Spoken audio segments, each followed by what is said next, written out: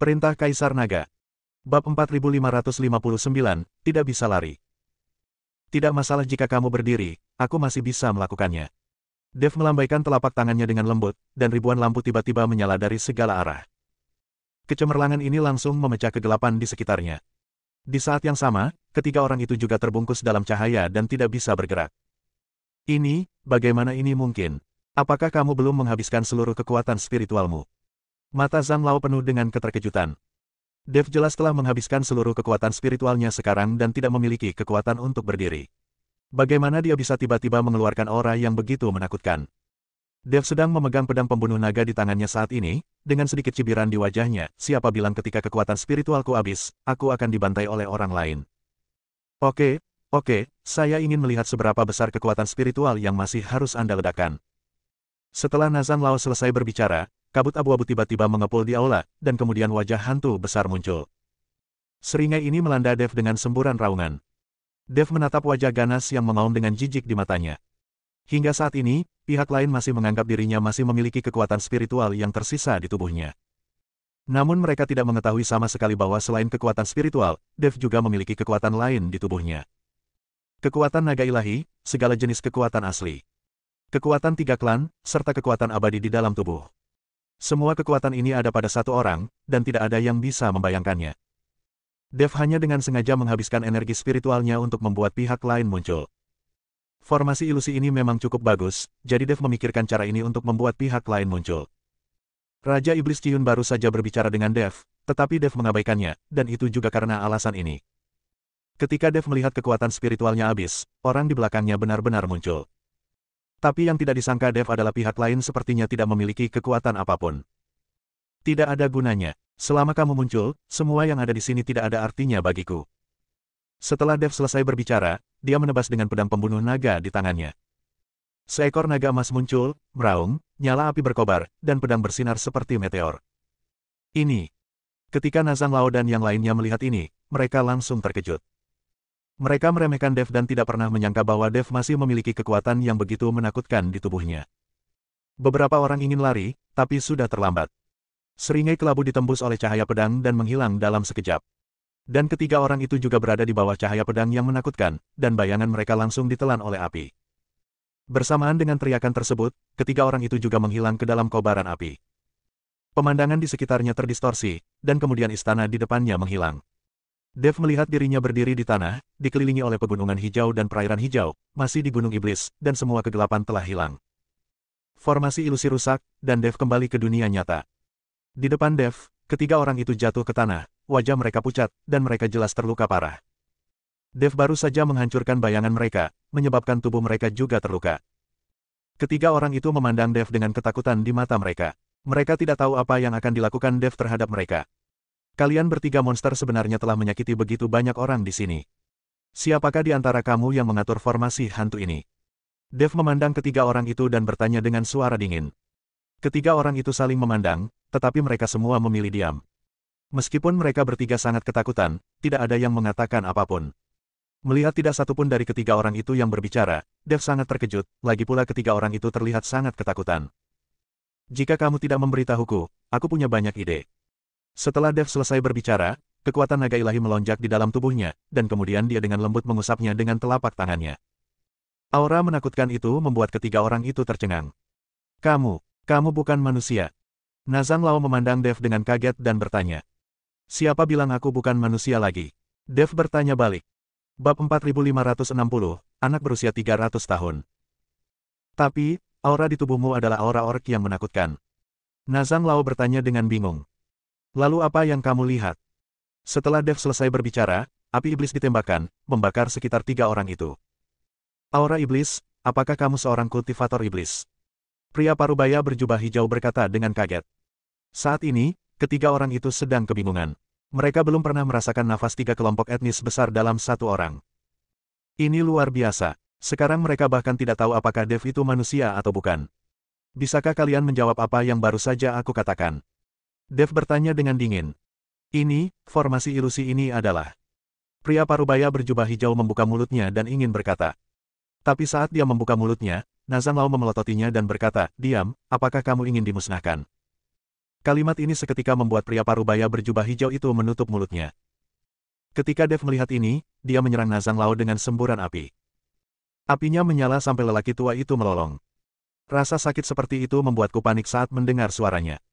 Ketika pria parubaya berjubah hijau melihat ini, dia sangat ketakutan hingga dia berkeringat dingin dan tubuhnya terus gemetar. Katakanlah, jika tidak, kamu akan menjadi seperti dia. Dev berkata dengan dingin. Kami tidak akan memberitahu, bunuh kami. Saudara rusa itu mengertakkan gigi dan menggelengkan kepalanya dan berkata. Ledakan. Sinar api yang ekstrim juga membakar saudara Lu, membakarnya hingga melolong seperti hantu. Pria parubaya berjubah hijau di tengah gemetar lebih parah. Dev tahu bahwa orang ini adalah terobosannya. Jika kamu tidak memberitahuku, aku akan membakarmu dengan api yang sangat besar selama 3 hari 3 malam, dan membuatmu merasakan sakitnya api itu. Dev berjalan mendekat, lalu menatap langsung ke pria parubaya berjubah hijau dan berkata. Pria parubaya berjubah hijau tidak berani menatap mata Dev. Tubuhnya gemetar dan dia menangis, tolong, lepaskan saya. Saya juga mengikuti perintah. Aku tidak mengatur formasi ilusi itu, aku juga tidak menipumu untuk datang ke sini. Itu tidak ada hubungannya sama sekali denganku. Kalau begitu izinkan aku bertanya, siapa kamu? Dev bertanya dengan lembut. Dia tahu bahwa saat ini, dia perlu mengambil langkah perlahan untuk mengetahui informasinya. Aku. Pria parubaya berjubah hijau memandang ke arah teman yang terbakar di kedua sisi, menelan ludahnya dan berkata, kami dari kota Bin.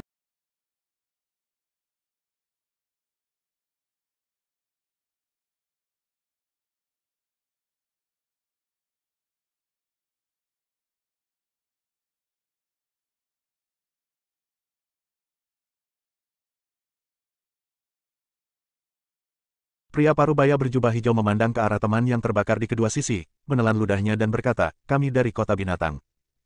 Beast City. Dev sedikit mengernyit, lalu bertanya, mengapa saya tidak tahu ada Beast City? Di mana Beast City ini?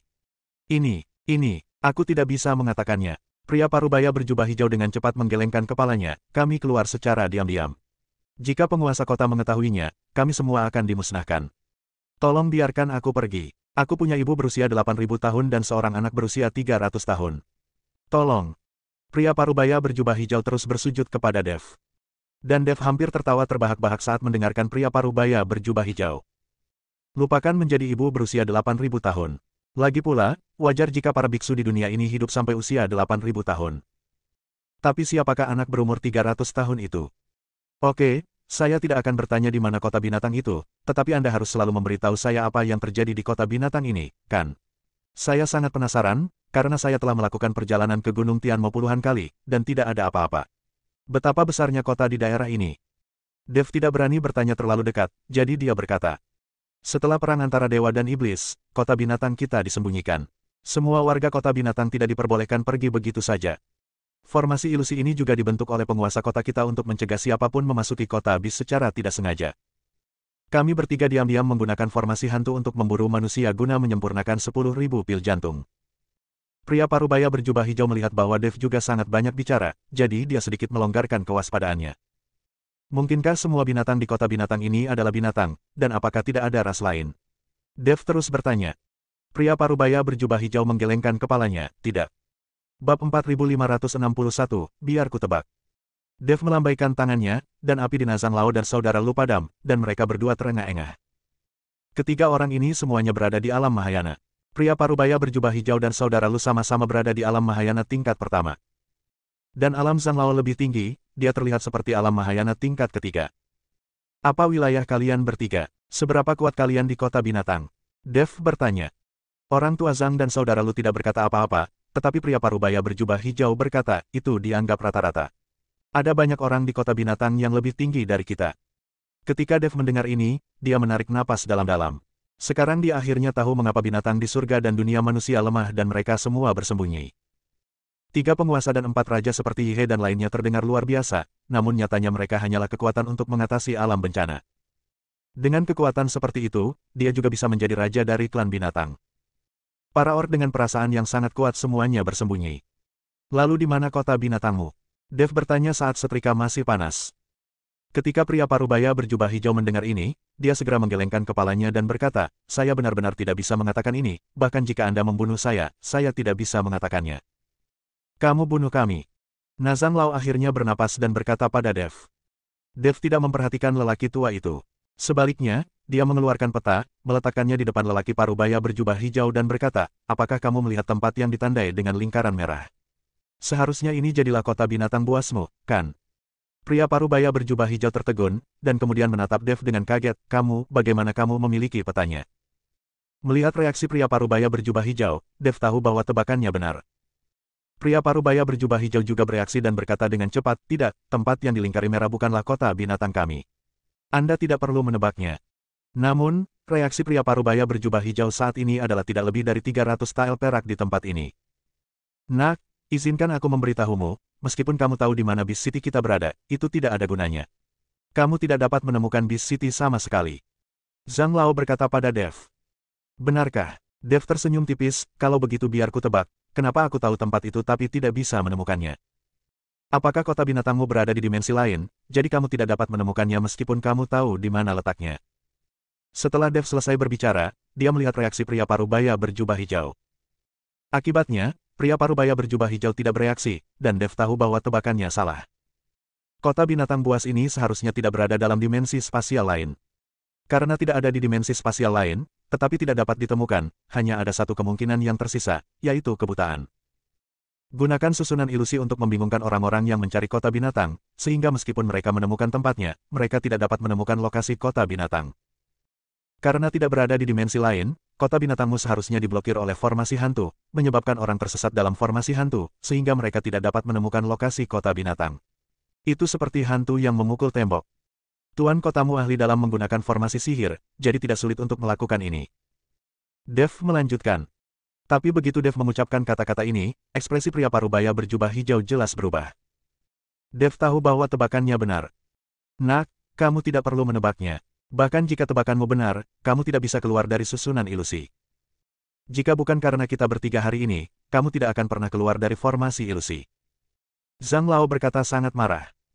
Dev juga mengakui bahwa jika dia tidak menggunakan trik untuk mengelabui ketiga orang ini agar muncul, Dev tidak akan dengan mudah menembus formasi ilusi dan keluar dari situ. Kamu benar, tapi sekarang kamu harus melakukan apapun yang aku minta. Setelah Dev selesai berbicara, dia menjepit jarinya, dan cahaya kemasan memasuki tubuh mereka bertiga. Kemudian hantu muncul di atas kepala mereka bertiga. Dev meraih hantu itu dengan telapak tangannya. Jiwa ketiga orang itu dipegang di telapak tangan Dev. Kali ini, ketiga orang itu terkejut. Bersambung.